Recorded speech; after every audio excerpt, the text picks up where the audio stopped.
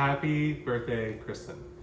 A couple of years ago, we talked about cooking, how I loved cooking, how you try every now and then to make really tasty treats, and how Bill used to bake all the time.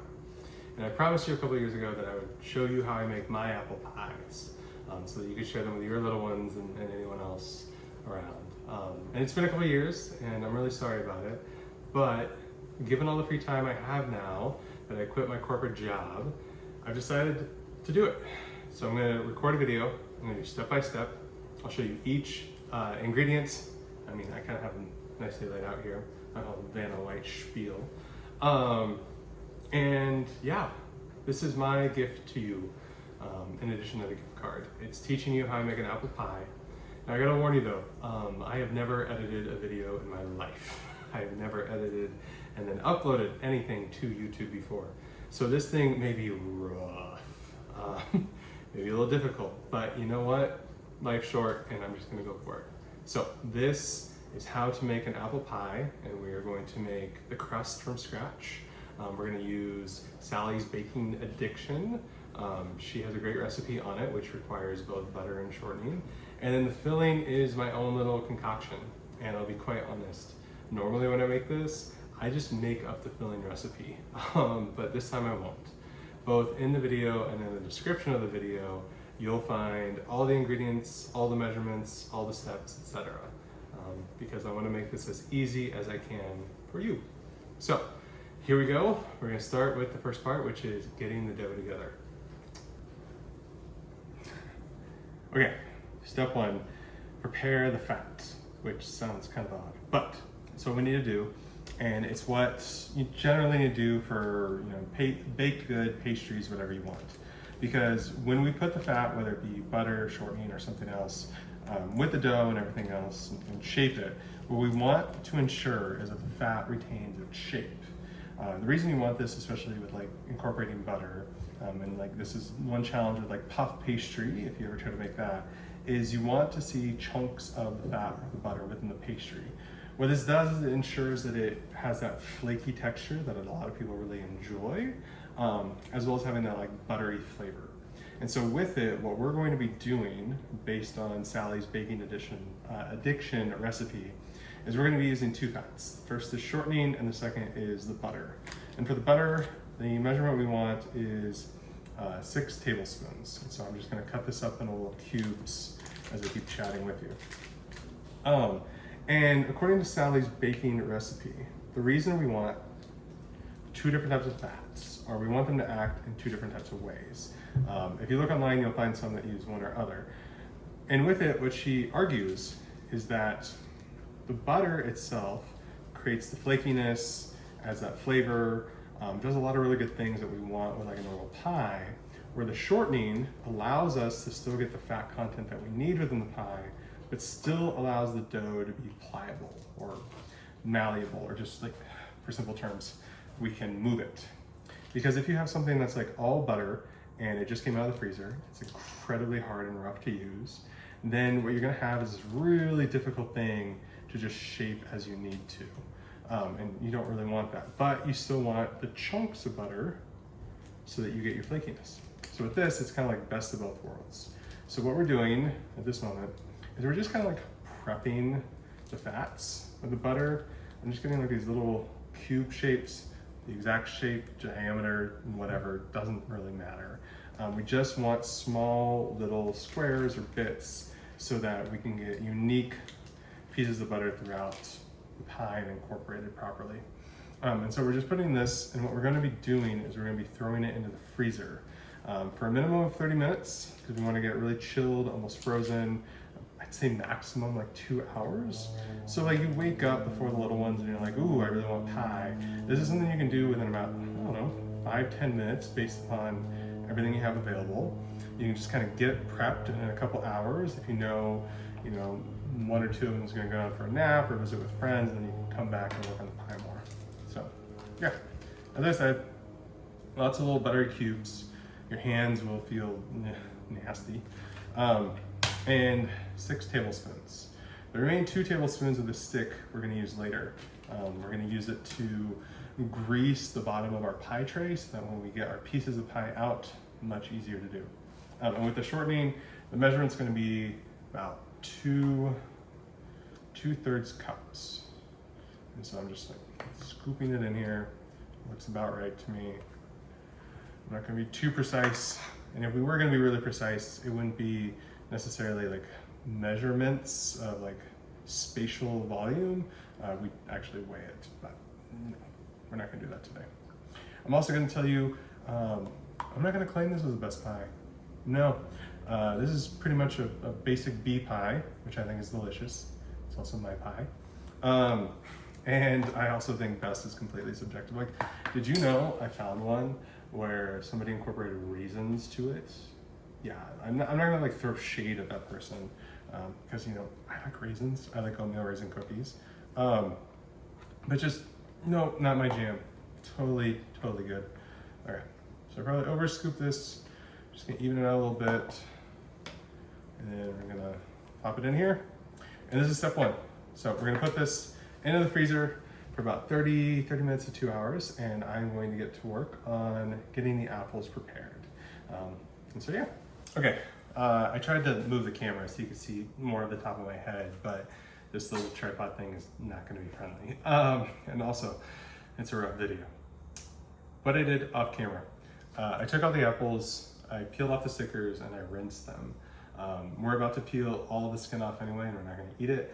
But this is like basic practice with any kind of produce of avocados, oranges, apples, because if you don't clean off the skin and you start working with it in your hand is like wrapping around the fruit as you're peeling it, everything that's on that skin, no matter how far or what's been on that apple or produce, it's gonna be everywhere. And it's just gonna contaminate it all. So for safety reasons, I rinsed it all off, and I have about 8 apples here. Now for this step of this pie process, you can have anywhere between 6 to 10 apples. Part of it is your choice. One, how many apples we have is going to determine how much pie filling we have when we get to that step. Second of all, the pie filling I like, we stew the apples in butter, cinnamon, and sugar. And this creates something that's really tasty. In fact, you may want a little bit extra for like yogurt, or you may want some vanilla ice cream or something. It's just like a tasty pie filling that you could eat anytime. So really, anywhere between 6 to 10. In this demonstration, I have 8 total, and I have these 2 bowls, one to my left and one to my right. The left one is completely empty, and it is our garbage bin. This is one thing I love to do, especially when I have lots of produce, is to have something where you can immediately throw things away. So all the cores and the skins are gonna go here. And on the right side, this bowl is nothing but water at this moment. And the reason we have this is because we're gonna add some of this lemon juice, and you can add lemon juice, lime juice, just something with citrus, because what we wanna do is counteract the oxidization that's going to occur the moment we start peeling these. Now, if you have like this really awesome time window where you can like immediately peel, throw in the pan, stew, etc., you know, it's not gonna have a lot of time to oxidize, so who cares? And for the purposes of this video, I could probably also skip the water and lemon bath. But for the sake of it, and because I want to be thorough, I'm gonna show you, I know, corny. Yeah, so now we're just gonna take care of all the apples, and as we get them prepared, both de-skinned and eventually cut, we're just gonna keep throwing it into this. And the lemon and water is just gonna A, keep it hydrated, and B, counteract the oxidization. It's also gonna make it really easy that, like, let's say something happens and you start working on this, and something takes your attention, you don't have to feel weird or guilty about stepping away for a couple minutes and just letting it sit there. It'll be fine. So, for myself, I have a decorer that I'll use. Also, for the sake of this video, I'm not gonna de-peel and prep all 8 apples. That feels like a huge time sink. I'm just gonna do like 1 or 2. So, decord it. If you don't have a decorer, then I mean, we can do this in a different step, and I'll show you next. And you just get your peeler, you can lean directly over. And what we just wanna do is clean up the apple as best as we can for prep. And context-wise, if you look at recipes or talk to people, there are like huge arguments online, maybe not arguments, but like opinions as to whether apple pies are best with apples that are uncooked and you allow it to cook in the pie itself, or to pre-stew. I think I've had both, and I think both have been pretty good. I'm showing you the stewed one because I just think it's tastier. You have way more control over what your filling is going to taste like than you do if you don't do it. Like, you can continue to add sugar, you can add cinnamon, vanilla, if you like, a little nutmeg or allspice, and so you can get like that perfect inside taste. And then you can let your apples cool down so they don't like go in the pie hot. And yeah, you can ensure you get exactly what you want. I started doing it this way simply because I tried once to do it with uncooked apples and they were still uncooked. I don't know. I don't like it. It wasn't great. That's what happened. So here we go. It's de-peeled, cores out. Like I said, you can just drop it in the water. And now it can chill if you want to, you don't fling it around. What if you don't have this? All right, cool. Just take your knife and you're gonna prep it a little ahead of time. So we're gonna cut it in half. We're gonna cut it into quarters. And I'm sure that there are others I'm gonna mention this. And then the thing is just use the angle, bring down, and toss. And if you don't get it perfectly clean like I didn't, just clean it a bit more, and voila. And do it again, and once again, not perfectly clean. Cool. Do it here too. Also, when you do this, do it smart. Put on some music, you know, maybe a little Genuine or something. Just have some fun. Cool, there's that. There's this. And now we have all this. And let's say you don't have the peeler.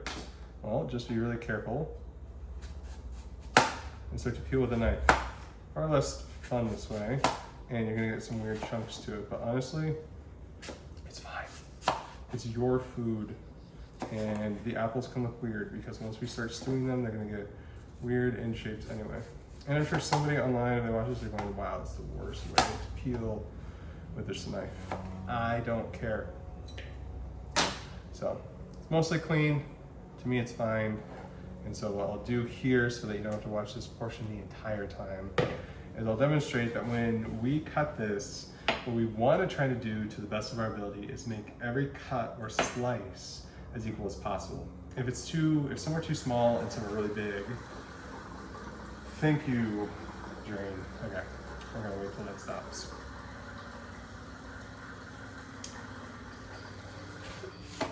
Okay, there we go. If some of them are too small and some of them are too thick, as we're stewing it, those that are smaller than the thicker pieces are gonna become softer. And with it, it's not the ideal texture that you want. So the best of your ability, what you wanna do is try to make them as consistent as possible. Now, are these all consistent? No, but we'll deal with it later. And if you were able to do the decor and stuff, it makes it a bit easier. Once again, you cut in half, you cut in your quarters, and then with your quarter, 1, 2, 3, we'll do 4. There you go. There is your apple prep. I'm gonna do the rest of these and I will see you in a little bit. Okay, I've done a lot of prep work. As you can kind of see in this bowl over here, the rest of the apples have been peeled, decored, and sliced. And as I said, they're just chilling.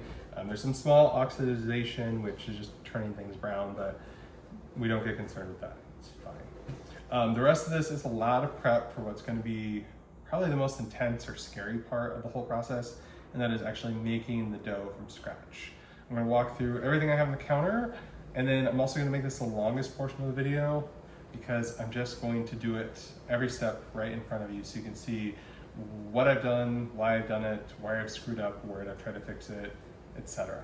So let's begin. Over here, I have 2 pieces of plastic wrap. We're gonna use 2 pieces because we're gonna split our dough into 2, a bottom and a top, when we finally finish incorporating and getting it ready. And these are just ready on the side so that when my hands are all nice and nasty, I don't have to wash them and then do this, they're just there. I have a couple tools here. I think this is called a pie cutter or dough cutter. It's a fancy tool and it's essentially used in one of the first steps we're gonna do, which is incorporate the fat and the flour together. I assume most people don't have this, so we're just gonna use forks. and this is my tool of choice. In front of us, we have our shortening and our butter. You might be able to see some of the condensation from the freezer. These were in the freezer for about 45 minutes, based on how long it took me to do the apples and stuff, and they're pretty cold. We have our salt that's already portioned out. It's about 1 tablespoon. Salt, for the purposes of this recipe and for most baking, really just adds flavor to it. And so we'll incorporate this at the very beginning. We have a mixing bowl with 2 cups of flour. For this recipe, we'll want 2.5 cups. I haven't done the last half cup because I want to show you a technique to get your flour level if you've never seen it. We have extra flour over here in some random cup. You can use whatever you want. You'll know why this is important in a bit. It doesn't matter how much you put in this, you just want flour on the side that is not in the bag. And then over here we have an empty measuring cup, a cup full of water, and then a bunch of ice. And what we're gonna do is immediately put the ice into this water because we want our water to be as cold as possible. This is another technique which goes along with freezing your fats or your butter and your shortening to ensure that they maintain their shape. So when we start to incorporate the water, which would be a half cup, we want to make sure it is not making everything hotter or warmer than it needs to be. So we're just gonna put the ice in and this is gonna chill until I'm ready for it. Okay, let's begin. So first step, we need another half cup of flour into our mixing bowl. If you're using a bag of flour, cool. If you have something that's like a container like this, awesome. Get something which you can use to scoop the flour into it, and you can like dust it on top and get a big mound. And my favorite thing is to use a butter knife or the blunt side of a butter knife, and then you just take it from the back and you move it over. And so this ensures that you get a very level amount of flour. Once again, if we were being very, very careful, we wouldn't do by volume, we would do by weight with a scale, but this should be fine for the purposes of our pie. Okay, so we dump in, it's nothing but a big thing of flour. We can clean up our station slightly. So I'm gonna move this to the side and it's gonna be left unopened. I'm gonna take my salt, throw it in here, and I'm just going to try and incorporate this very slowly, or very quickly, not slowly, with my 2 forks. So I'm just gonna scoop this around. I'm gonna try not to scrape the side of the bowl because we both know that doesn't sound great. And we're gonna call it decently good. Now what we're gonna do is we're just gonna throw in all of our fats. So we're gonna throw in our butter. Hooray! We're gonna throw in our shortening. There's a huge pile of dishes over here now, which you cannot see.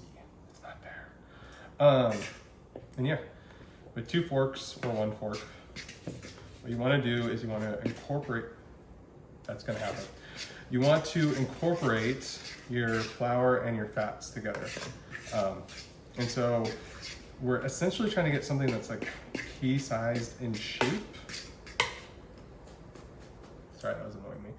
Pea-sized in shape. And this is just the very first step. You're gonna read a lot of warnings online, various blogs, and I'll even say it now, of overworking your dough. I wouldn't say that this is a time in which you're gonna wanna worry about that, but just be conscious that if we overwork it, once again, we incorporate too many of those fats into it, and then we don't get the desired outcome. Now, when I say desired outcome, that's like the benchmark of what people say a pie should be. Honestly, it's still gonna taste good.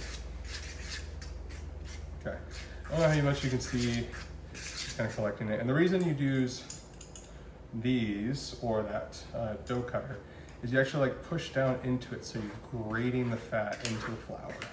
And that's where we like work on these dough-sized pieces. So.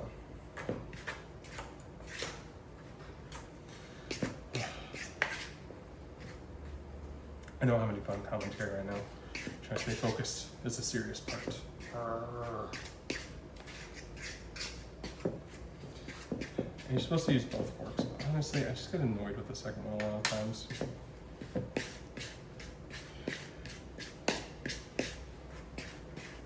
Yeah, and this is where the explanation of Like too hard of fat becomes annoying. Like in theory, you don't have to take refrigerated butter, cut it into little chunks, and then throw it in your freezer for 30 to 40 minutes. You could just take like frozen butter, cut it. And some will recommend that. And yeah, you totally can, but in my experience, frozen butter is a pain to cut with a knife. And second of all, when you're trying to like push it down and create like pea-sized shapes of that butter in this step, it's a pain. It's not worth it. So you want to find this sweet spot where you can get it to keep its shape as well as ensuring that you can actually work with it. And so it's kind of starting to look coarse. There's some bigger chunks in here than I probably want. The stuff that's incorporating the best right now is that shortening, hence why Sally's Baking Edition says, or addiction, says that you want both of these fats in your recipe. And so I'm gonna do a bit more. We're gonna be okay with some of these bigger chunks. It's fine. What we really just want to see is coarse meal. So you don't see just like a bunch of flour pockets or anything else. You can see it's actually starting to combine with the fat.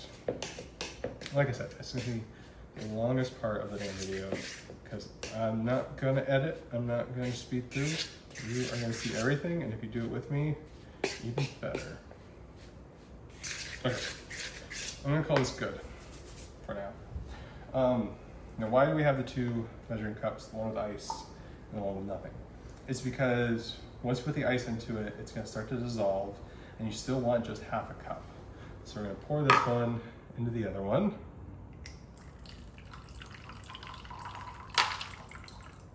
And you're going to try and avoid to not put any ice in it. And you're just gonna have to redo it like I'm about to. Once again, all the mistakes.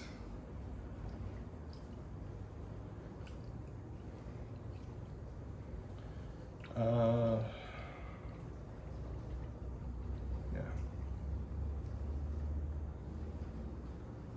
If you're in a rush and you just use like cold water from the spigot, I mean, that's fine. That's not really gonna do anything. Towel, big water mess. Okay. This extra water I'm gonna keep on the side because each climate's gonna be a little bit different. And so if where you are is really hot, or whether you're making this in the summer versus another time, it just may be that you need more water than you expect. So do a little more of the pushing because the butter has been sitting there. It should soften a little bit. And then bring it to. And so the recommended way to incorporate the water is to do very small amounts. I think the recipe says 1 teaspoon at a time. I'm just gonna do a little drizzle, and I'm gonna shift from the forks to a spatula, and I'm gonna do these rotations around. And so we're gonna do this several times until we incorporate all this water, and then we're gonna make a judgment call. We're gonna make a judgment call to see, is it too dry? Is it too wet? What is the dough doing? What is it that we need it to do?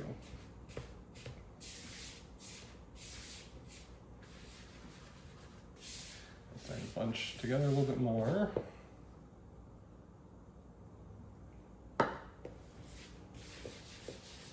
You know, I think I'm just gonna keep the flour t-shirt the entire time. That way you know it was recorded in one go.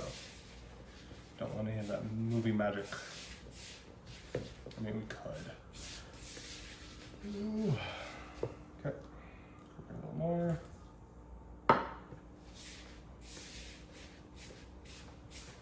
And so for my dough, as you can see, it's still very much in these clumps. I'm seeing it as pretty dry.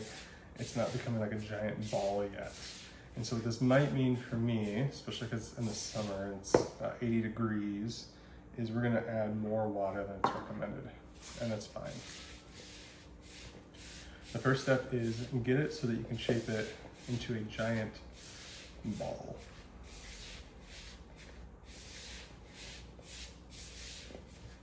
When we shape it into a giant ball, we're not going to bring out a rolling pin yet. We're just going to use our hands, hence my comment earlier about our hands being nasty when we try to get into the plastic wrap.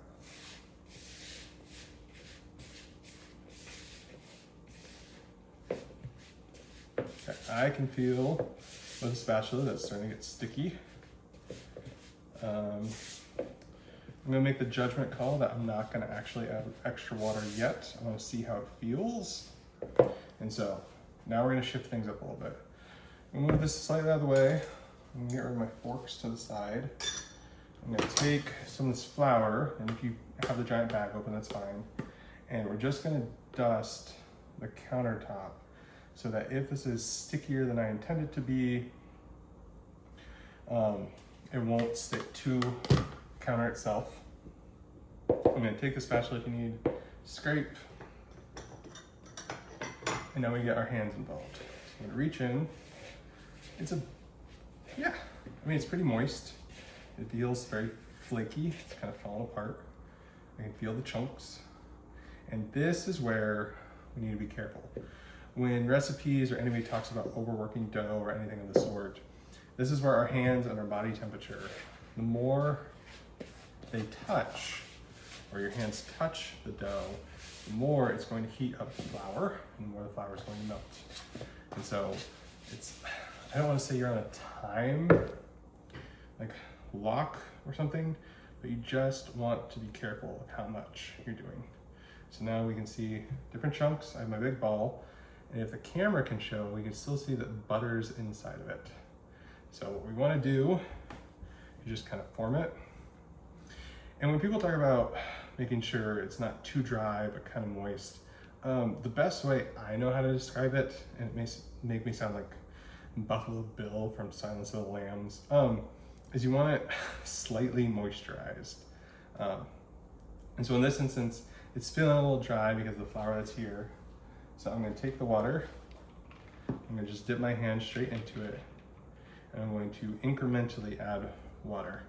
At this point, we don't want to pour or free pour any more into it. We want to be very careful. We add a little bit, we feel it. I can feel it push and get back a little bit. It's a little dry in some spaces. So I'm going to move it, bring it together. I can still see some chunks. I'll add a little more water to it. This will probably be it.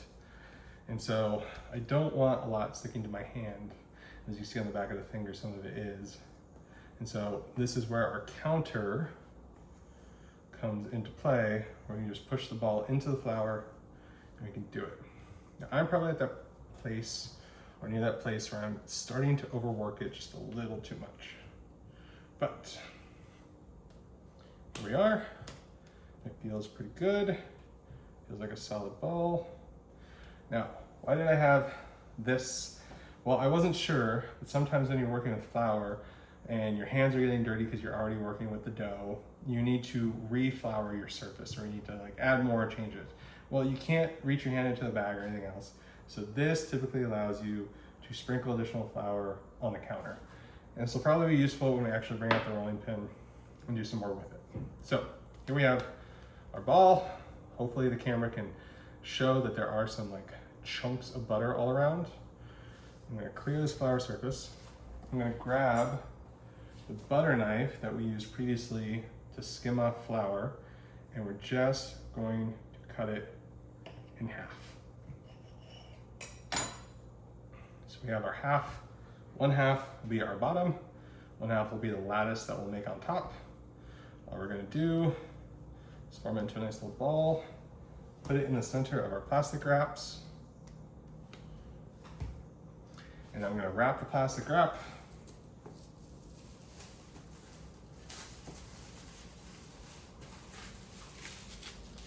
Ball number one.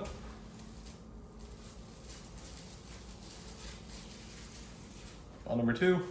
And these now go into the fridge for a minimum of 2 hours. That way it can settle, it can fully incorporate, and it can get chilled. And we really want the chill part, because right now if I were to use a rolling pin, all the rest of the butter would melt.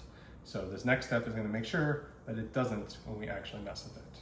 So next step, take care of the apples. Okay, so we have our dough in the fridge, and now we have to work on our pie filling. And as we talked about earlier, the apples, I've now drained them with the colander. You see some oxidization, some like brown spots into it, but it's not bad. It's also not nearly as bad as if we didn't put it in any kind of like water, lemon juice, etc. So it really does kind of give you time to work on other things. And in fact, if you like do this several times, A, you'll definitely get better than me. But B, like everything kind of works in like this step, then this step, then this step. So while one thing's resting, you can work on another thing, etc.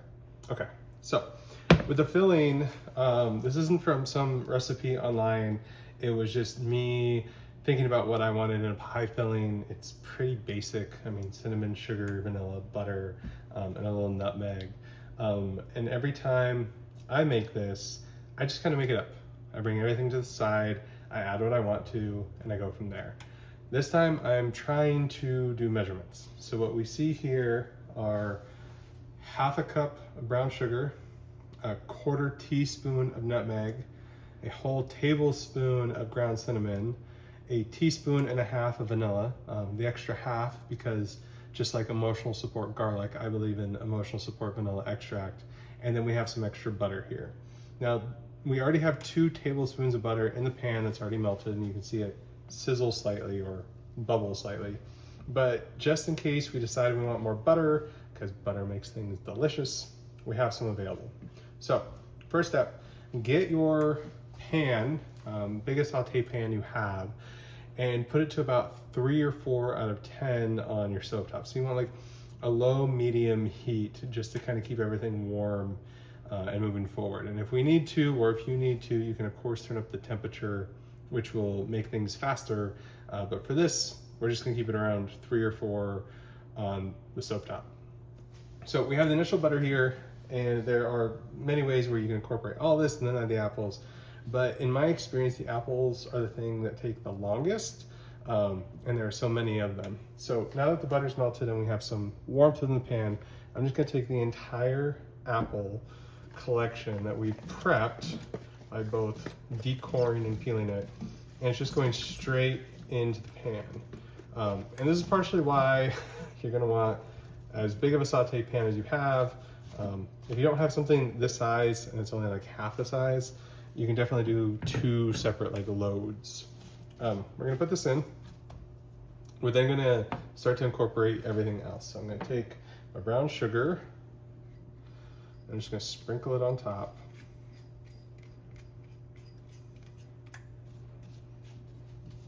You don't have to be too delicate here. I'm trying to show off. We are going to take our cinnamon, and this is quite a lot of cinnamon. If you are not the biggest fan of cinnamon, then like reduce this by half or sprinkle a little in, see if you like it. I love cinnamon and I'm not gonna hide it, except I found a recipe one time for chili that asked me to put in a whole stick of cinnamon. You know what the chili tasted like? It tasted like bark. Never, ever, ever cinnamon in chili. I will throw shade at that person. Anyway, okay, let's incorporate. Love me some cinnamon. Vanilla extract, you just pour.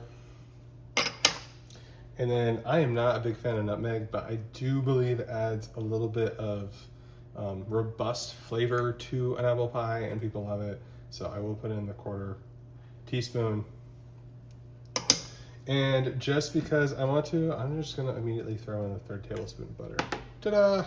Okay, and you of course can modify this. If my earlier comment about raisins and apple pie made you go, Eric, you're a giant jerk, then yes, please add your raisins to this concoction. I'm not gonna judge you. Like I said, the only person I'm gonna throw shade to is the person who told me to put an entire cinnamon stick in chili. Don't know who you are. I hope I never find you. Okay, so with the video, you probably can't hear it, but there's a small kind of like simmer bubbling that's happening at the underneath. And this is gonna occur almost the entire time to it. We don't have to be constantly vigilant with this because what we want are the apples to get soft. We want some of the water to evaporate, both that's like around the apple from sitting in the bowl of water, but also contained within the apple. But you do need to flip it and stir it just so that the all sides of all the apples are being cooked evenly. So at this point, we have everything in. I can hear the butter, and so I'm just going to very gently move things around. And when I say very gently is, if you come in here like some kind of athlete and you're like, I must do everything and flip it, you're just gonna make a giant mess. Not pretty, not fun to make. Yeah, so just really gingerly stir it around, and we start to see some of the butter melt and create what's essentially like a delicious cinnamon, sugary, buttery syrup or concoction. And that's kind of what we want. It's not going to be particularly fun or easy to move and shift everything, but I promise you that when these apples are finally done cooking, this is about half, it's going to be about half the size of what it is currently, because a lot of these apples just contain a ton of water. So yeah, I'm going to do this for a while. I'm going to turn off the video, but I'm going to turn it back on in a little bit. And as you do this, just remember, like, gently stir, tilt, and you'll see pieces of brown coming through. And we'll talk about what to do as this continues to cook. Okay, I'll see you in a little bit.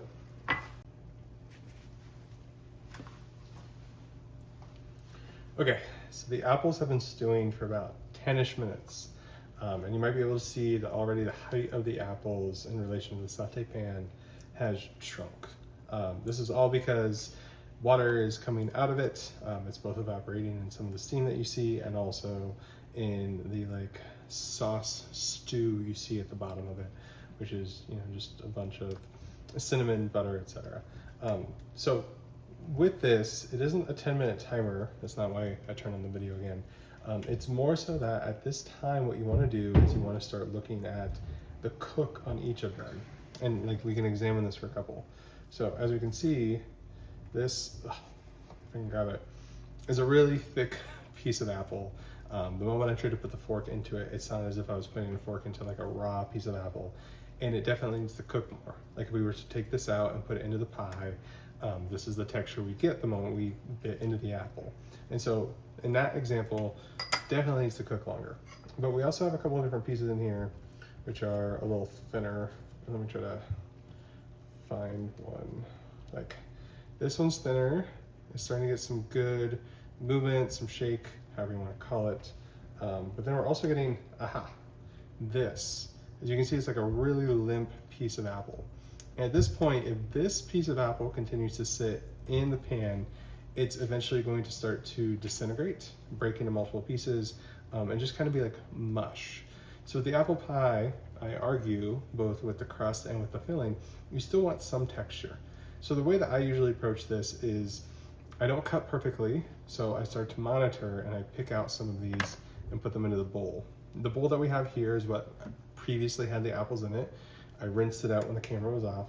And I'm just going to start to like go through, and as I see these pieces of apples that are, like here's another one, that are cooked to the degree that I want, I'm just gonna say, okay, that one's done, and it can go to the side.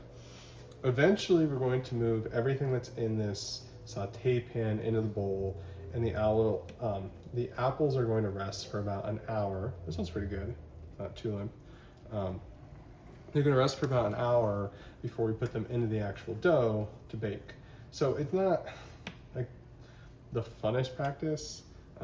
I mean, if you can cut everything perfectly and stir in a way to where they all cook, you wouldn't have to do this. But it is one way to just make sure that you get the best consistency when you're finally done for the inside texture you want. So I'm gonna keep doing this. I'll leave the camera roll a little bit while I do it, and I'll just fast forward with editing. So, cool.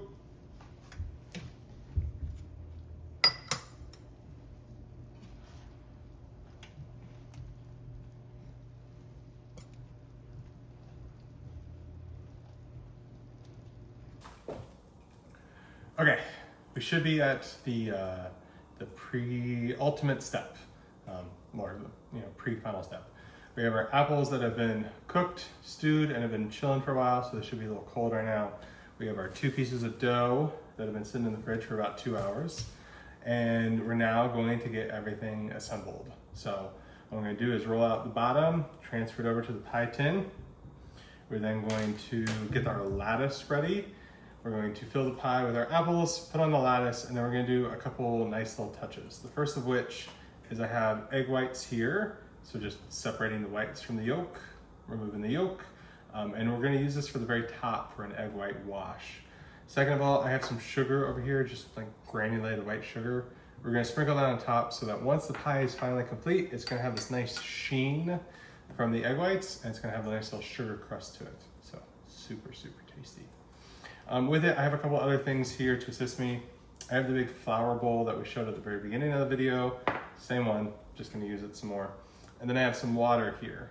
And so the flour and water are essentially going to be balances to the dough to make sure that if it's too dry, I can wet it. If it's too wet, I can dry it, as well as we shape it. The oven timer that you just heard was for the oven. We are setting it at a temperature of 375 degrees, and the pie is gonna cook about 50 to 60 minutes. Now at about the 40 minute mark, we wanna start checking it. Specifically, we wanna start checking to make sure that no side of the pie is cooking more than another side. I mean, a common thing is that ovens are very hot on the back, and so you can start to get burnt edges, brown edges, darker edges that you don't want. And so at that 40 minute mark, we check. If it's a little toasty, we get some aluminum foil, we protect it, and we rotate it. So yeah, that's what we're gonna do. And at the very beginning of the video, I said that with the extra 2 tablespoons of butter, we were essentially going to use it to grease our pie tin. So before I do anything else, I'm gonna use this, I'm gonna grease the pie tin, and then we'll get to work on the dough. And this is, wow, super soft. So this has been left out on the counter for like 2-3-ish hours since the start of the video. And yeah, I'm being very generous. The reason I'm being so generous is not because I necessarily want all the extra flavor. It's one thing that gets really annoying is that once your pie is done and you're like, ooh, I wanna eat it, and it gets stuck and your first piece is a giant mess, and I don't want that. And I also don't want it for you. So you can also use, what's it, like Pam cooking spray or something. I just have extra butter, so I'm gonna use extra butter. Also, if you notice over here, I have a baking sheet already prepped on the counter.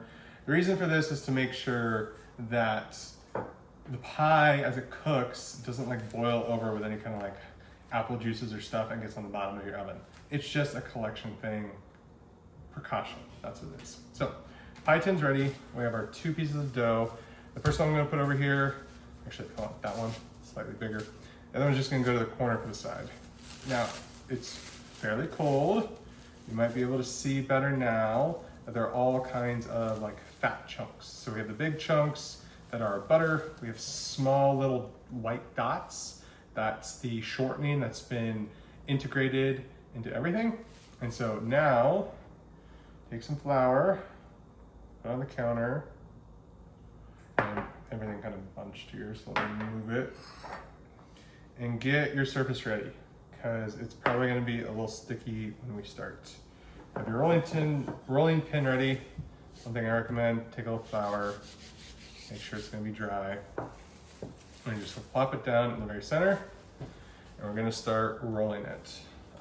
Basic strategy, you wanna kind of do single rolls from the center outwards and try to make it as circular as possible. If you need to, take it a little slow, be sure you're closing any gaps that might develop on the ends. And my general rule is after about like 5 or 6 rolls, flip it over, make sure it's got some flour on the top so it continues to not stick. And we're just going to do this gingerly to make sure that we get everything nice and flat.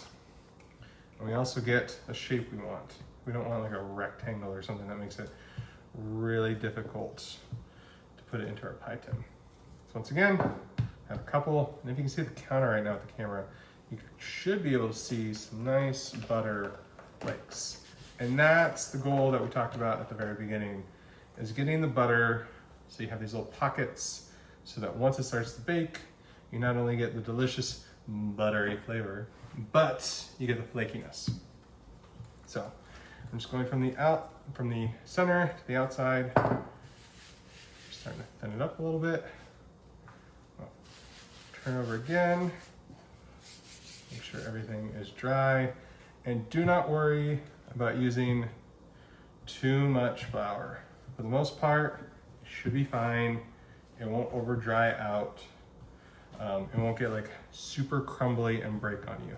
The edges might, but the rest should be fine. Wow, these butter chunks. Okay. Got this.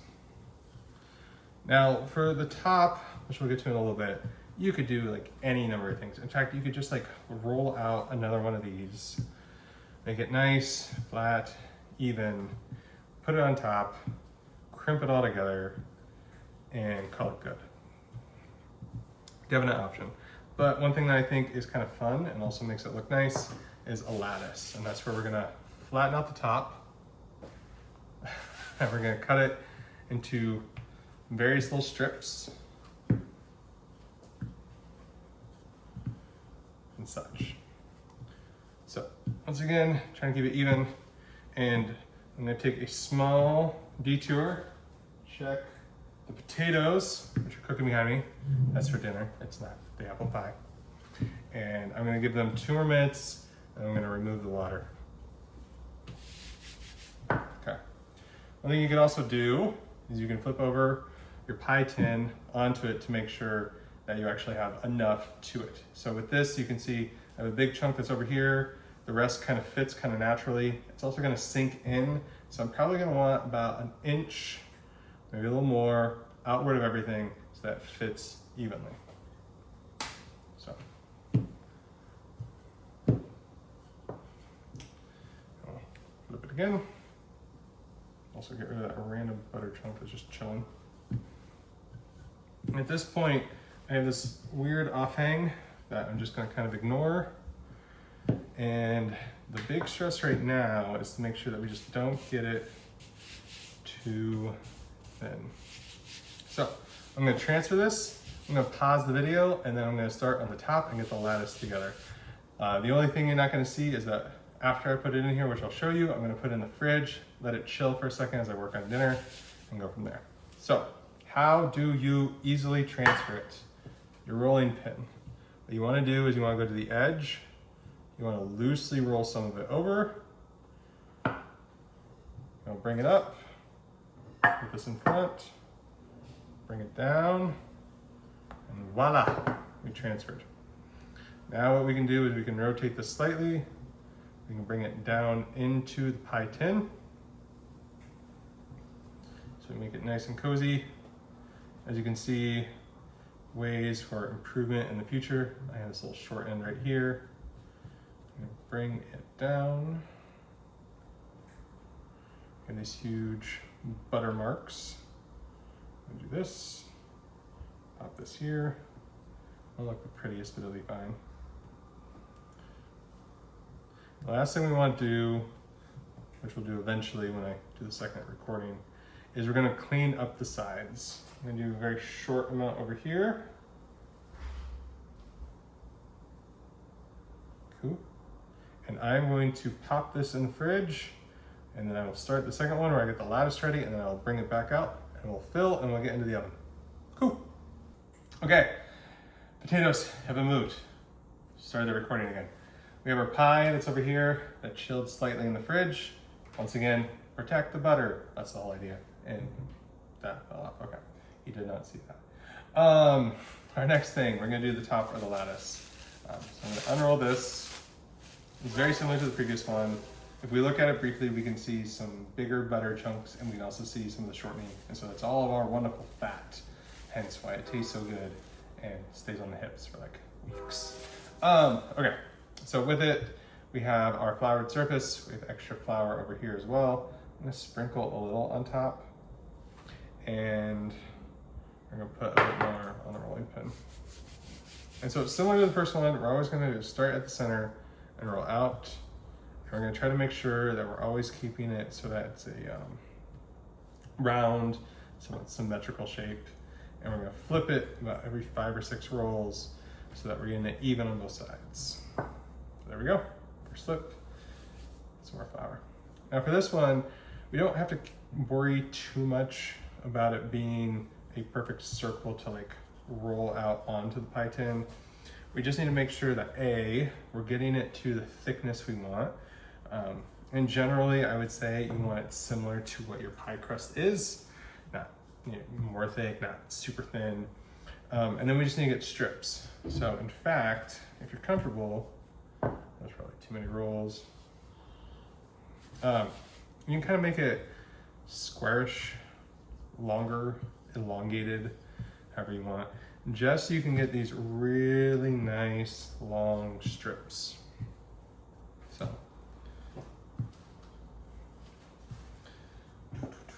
And so, I don't know, I mean, making the dough is kind of stressful to make sure that you actually get it not too dry, not too wet. This part always feels like a time rush. It probably shouldn't. I mean, it's not super hot right now in this apartment, but just like, gotta work fast so the butter doesn't melt too much and you can get everything together and it doesn't like fall apart on you. So, as you can see, generally it isn't sticking on the counter because I'm being diligent in getting flour on top of it. Oh, this is like a small layer of flour. I'm gonna keep rolling a bit. On Sally's baking addiction, she said, do not roll too hard. Like, don't be angry at your dough. And if that works for you, cool. I think the biggest thing is just always have the same amount of pressure. Don't try to like force the dough through your counter. And yeah, just go with it. So, okay. So this is early funky shape. I'm actually really happy. Ooh, don't bend. It's starting to stick. I'm really fortunate that we used the other one for the bottom first, and I'm gonna leave this right here. So now that we have our pie in the pie tin already, we're now just gonna move our apples, and my strategy is to just dump all of it. The juice that we've had at the bottom, it should have thickened right now, or at least a little more. If you wanna make sure it thickens, the best thing to use is a little cornstarch. And you just stir it up and it won't get super thick. And in this scenario, I'm gonna say it's good. Also, we have a pretty full looking pie. I'll pick it up in a bit.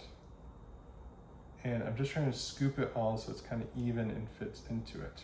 But it's a scenario to where like we could stop putting apples into our pie right here and we still have some extras to nibble on, whether you want it, like I said, too many times of yogurt or ice cream. But for now, I'm just going for it. Scoop it in there, deal with the consequences later. One of the consequences might be overloading it with apples and or having it too juicy means that those juices could overflow, but we have our baking sheet to protect us. So we have this, we set up, it smells so good. And now, cutting for lettuce. My favorite thing is just a butter knife. It makes it easy. You're not going to damage your counters. Use the blunt end with the dough, and we're just going to start cleaning it up. So there is a dead chunk. I'm going to try to square it off as much as I can so that I get even strips. If I need to, I can roll back to it. I have this nice chunk.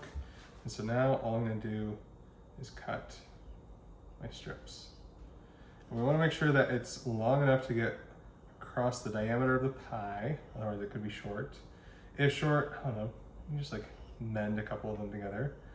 We're not gonna fill the entire top of it. We're gonna have some holes because I just like that look to it. And we're gonna go from there. So yeah. Other thing we're gonna do is we are going to clean up our pie because I have the knife now. One thing to be sure is like, don't do what I'm doing necessarily, like bring it exactly to like the edge because we're gonna pull it a little bit, we're gonna move it, so kind of best to have a little bit of grace and space. But once again, it's aesthetics versus taste, and it's just gonna taste really good. So.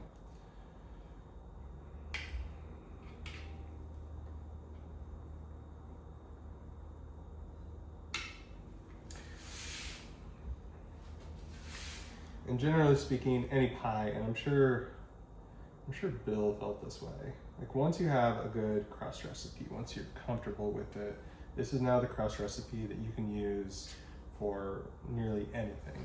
And so you'll have grandmothers, family members, bakers who will work and work and work, and they'll have something that has perfect ratios of flour, of water, of fat, of salt, and then they'll protect that recipe with everything they have. So we have this, lattice wise. I have my first strip. I have my second strip. I'm gonna pull it a little bit to get the exact amount that I want. Oop, broke it. That to the side. Okay. And that broke mostly because I pulled and had a butter spot, which is likely to happen another 2 times with these. I mean, that's kind of the fun of this, is if I don't screw up a little bit, it looks too perfect. And I don't really want that. I want it to look like something that's approachable and easy for you. So this is where you could just go, try to bring it more in front of the camera. You could just put it on top. I'm gonna be a little extra and I'm gonna weave it through a bit. So we're gonna start above, under, above, under, and above. And we can already see that we're gonna lose a couple strips. Or sorry, we're a couple strips less than what we want. So I'm gonna have to grab it from the extra pile.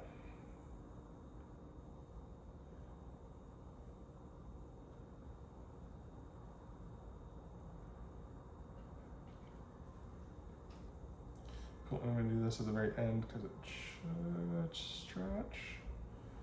Yes, so that way, that way. I'm gonna say I need two more. So let's go to our, I don't want to call them rejects, but we can go here, cut another string, cut our final string,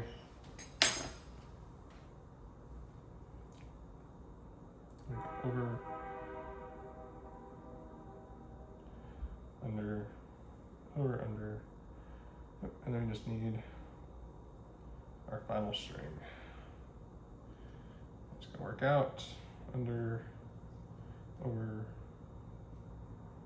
under, over, under.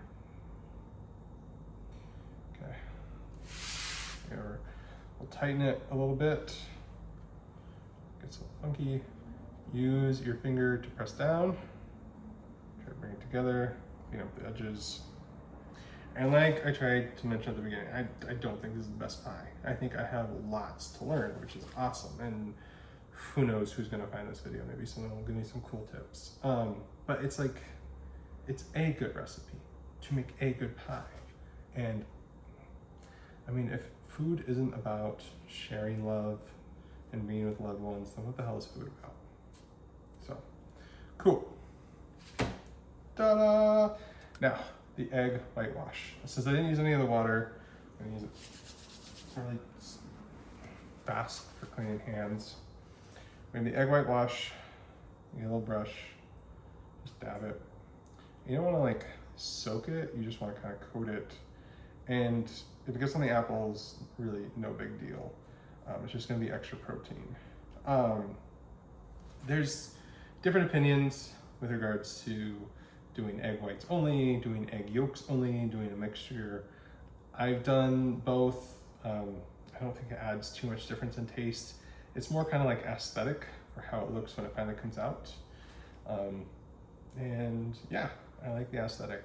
So if you don't have a lot of eggs, just mix it together. If you only do egg yolks, you'll get it more yellow golden in color. And that's fine. And so, doop, doop. It looks like a homemade pie. And last thing, we have our sugar coating. I'll pick it up. And this is kind of why I put sugar and flour and all kinds of other stuff into different bowls. It's like, I'm not gonna like put my fingers in here and then put the rest of the sugar in there. I'm not gonna put my fingers into like my big sugar container. I just pull out a little bit to what I feel comfortable getting dirty, taken care of. And yeah, So there, and the sugar topping. We have our pie. We have it on this thing, or baking sheet, I should say. It got a bunch of flour on the bottom, so I'm gonna quickly do a scrub to clean that off. And yeah, I'm gonna turn off the video. This is gonna bake for about 50-ish minutes, and when I pull it out, it should be done. Cool. Okay, last video segment. The pie baked about 45-50 minutes, and here we go.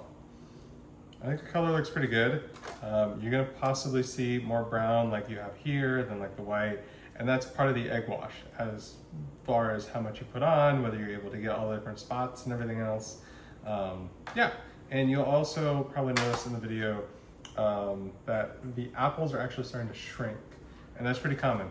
You pull it out, you let it sit, and it's been sitting here for maybe about 30 minutes, and some of it's gonna deflate. Perfectly natural, should be perfectly fine. So yeah, it should be good, and I will try to cut the first slice right now. And ideally, we should have a complete crust on the bottom and something that is fully cooked. What you'll often hear in like things like the Great British Baking Show and etc. is you don't want like a soggy bottom. So that's what we're gonna hope against. See if everything works out. So I'll lift. It's nice and crumbly, nice and flaky because of the butter. We're gonna lift. We got all the different layers. It kind of fell apart, but that is a pretty good apple pie. And if I would have let it rest, it wouldn't have done that as much. So this is my video. I miss you, Kristen, and I just want to say happy birthday. And this is my gift to you. Hopefully we'll see each other soon.